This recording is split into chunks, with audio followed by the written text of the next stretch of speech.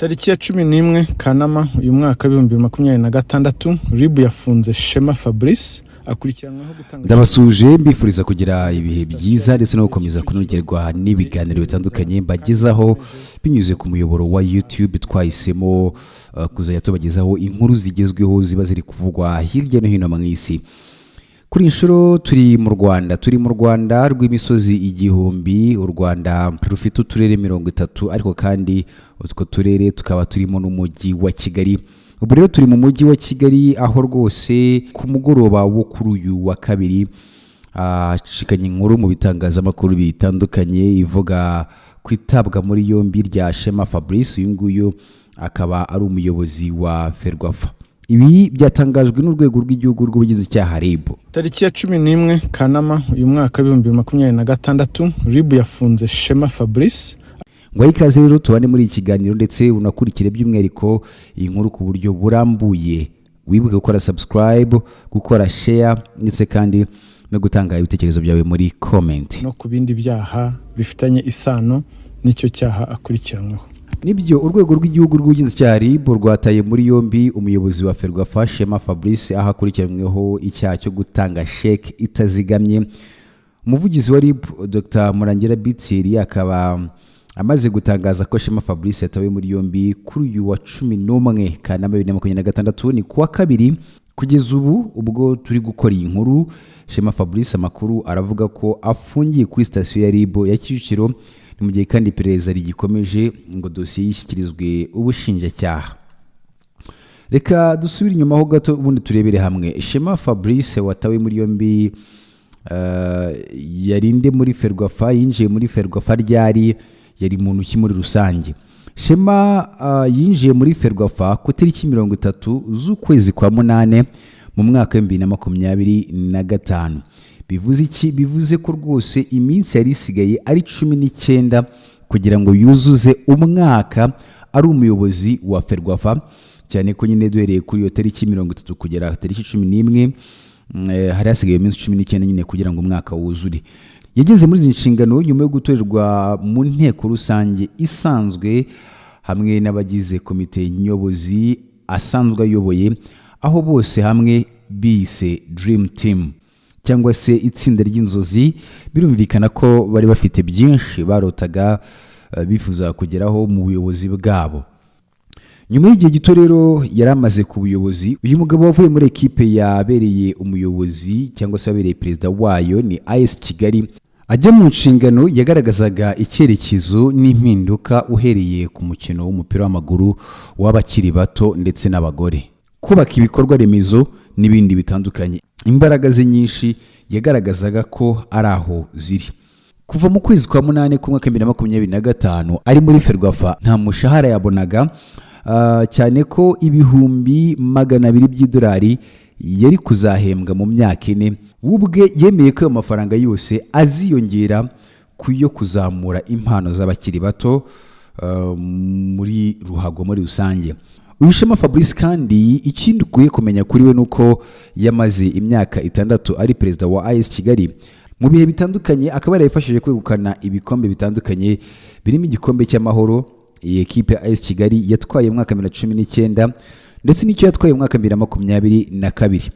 Mu bindi bikombe yatwaye akiri muri ekipe ya AS Kigali harimo igikombe cya Super Coupe, ni igikombe yatwaye mwaka 2022 ngira ngo abakunzi baruhago murabyibuka ko uyu mwaka ekipe ya AS Kigali rwose yari ityaye cyane, yari imeze neza cyane.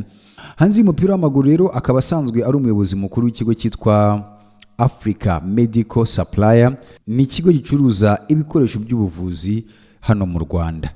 Aya makuru rero akaba yamaze kujya hanze avuga ko Shema Fabrice yatawe muri yombi nta kindi akurikiranyweho uretse icyaha cyo gutanga sheke itazigamye.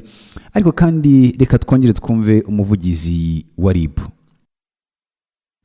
Tariki ya 11 Kanama uyu mwaka 2026 RIB yafunze Shema Fabrice akurikiranyweho gutanga sheke itazigamiye. Afungiye kuri station ya RIB ya Kicukiro mu gihe iperereza kandi rikomeje no ku bindi byaha bifitanye isano n'icyo cyaha akurikiranyweho. wakoze cyane kuba nangiye muri iyi nkuru, ariko kandi kugira ngo ubone inkuru nyinshi zigezweho kuri YouTube urakora subscribe, hanyuma kandi nawe niba hari ibyo wumva utekereza kuri iyi nkuru bidusonyeze muri comment, ndetse n'indi ngingo wifuza ko twaganiraho cyangwa se muri wifuza ko twibandaho cyane, wifuza kumenya cyane, udusangize muri comment. Wakoze cyane. Tariki ya 11 Kanama uyu mwaka 2026 RIB yafunze Shema Fabrice akurikiranweho gutanga. Ndabasuje mbifuriza kugira ibihe byiza ndetse no gukomeza kunogerwa n'ibiganiro bitandukanye bagezaho binyuze ku muyoboro wa YouTube. Twahisemo kuzajya tubagezaho inkuru zigezweho ziba ziri kuvugwa hirya no hino mu isi. Kuri inshuro turi mu Rwanda rw'imisozi igihumbi. U Rwanda rufite uturere 30, ariko kandi utwo turere tukaba turimo n'umujyi wa Kigali.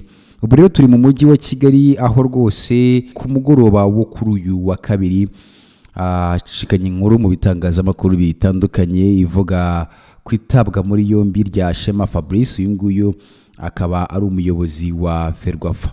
Ibi byatangajwe n'urwego rw'igihugu rw'ubugenzacyaha RIB. Tariki ya 11 Kanama uyu mwaka 2026 RIB yafunze Shema Fabrice.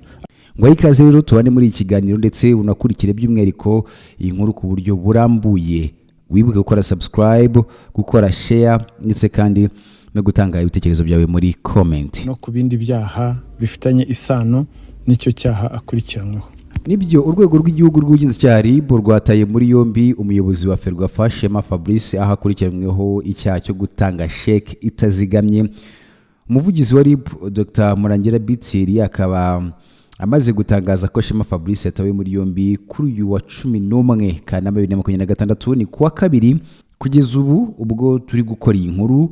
Shema Fabrice amakuru aravuga ko afungiye kuri sitasiyo ya RIB ya Kicukiro, ni mu gihe kandi iperereza rigikomeje ngo dosiye yishyikirizwe ubushinjacyaha. Reka dusubire inyuma ho gato ubundi turebere hamwe. Shema Fabrice watawe muri yombi yarinde muri Ferwafa, yinjiye muri Ferwafa ryari, yari muntu ki muri rusange. Shema yinjiye muri Ferwafa ku tariki 30 z'ukwezi kwa 8 mu mwaka 2025. Bivuze iki? Bivuze ko rwose iminsi yari isigaye ari 19 kugira ngo yuzuze umwaka ari umuyobozi wa Ferwafa, cyane ko nyine duhereye kuri iyo tariki 30 kugera tariki 11 hari hasigaye iminsi 19 nyine kugira ngo umwaka wuzure. Yageze muri izi nshingano nyuma yo gutorerwa mu nteko rusange isanzwe hamwe n'abagize komite nyobozi asanzwe ayoboye, aho bose hamwe bise Dream Team cyangwa se itsinda ry'inzozi. Birumvikana ko bari bafite byinshi barotaga bifuza kugeraho mu buyobozi bwabo. Nyuma y'igihe gito rero yari amaze ku buyobozi, uyu mugabo wavuye muri ekipe yabereye umuyobozi cyangwa se yabereye perezida wayo ni AS Kigali, ajya mu nshingano yagaragazaga icyerekezo n'impinduka uhereye ku mukino w'umupira w'amaguru w'abakiri bato ndetse n'abagore, kubaka ibikorwa remezo n'ibindi bitandukanye. Imbaraga ze nyinshi yagaragazaga ko ari aho ziri. Kuva mu kwezi kwa 8 ku mwaka 2025 ari muri Ferwafa nta mushahara yabonaga, cyane ko ibihumbi 200 by'idolari yari kuzahembwa mu myaka 4. Ubwe yemeye ko ayo mafaranga yose aziyongera kuyo kuzamura impano z'abakiri bato muri ruhago muri rusange. Uyu Shema Fabrice kandi ikindi ukwiye kumenya kuri we nuko yamaze imyaka 6 ari perezida wa AS Kigali.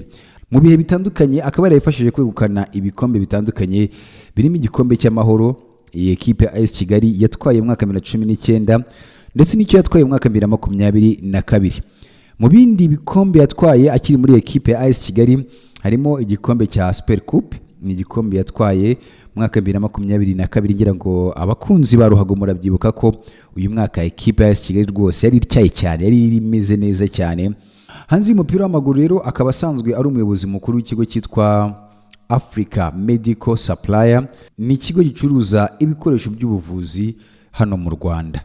Aya makuru rero akaba yamaze kujya hanze avuga ko Shema Fabrice yatawe muri yombi nta kindi akurikiranyweho uretse icyaha cyo gutanga sheke itazigamye. Ariko kandi reka twongere twumve umuvugizi wa RIB. Tariki ya 11 Kanama uyu mwaka 2026 RIB yafunze Shema Fabrice akurikiranyweho gutanga sheki itazigamiye. Afungiye kuri sitasiyo ya RIB ya Kicukiro mu gihe iperereza kandi rikomeje no ku bindi byaha bifitanye isano n'icyo cyaha akurikiranyweho. Wakoze cyane kuba nangiye muri iyi nkuru, ariko kandi kugira ngo ubone inkuru nyinshi zigezweho kuri YouTube urakora subscribe, hanyuma kandi nawe niba hari ibyo wumva utekereza kuri iyi nkuru bidusonyeze muri comment, ndetse n'indi ngingo wifuza ko twaganiraho cyangwa se nkuru wifuza ko twibandaho cyane, wifuza kumenya cyane, udusangize muri comment. Wakoze cyane.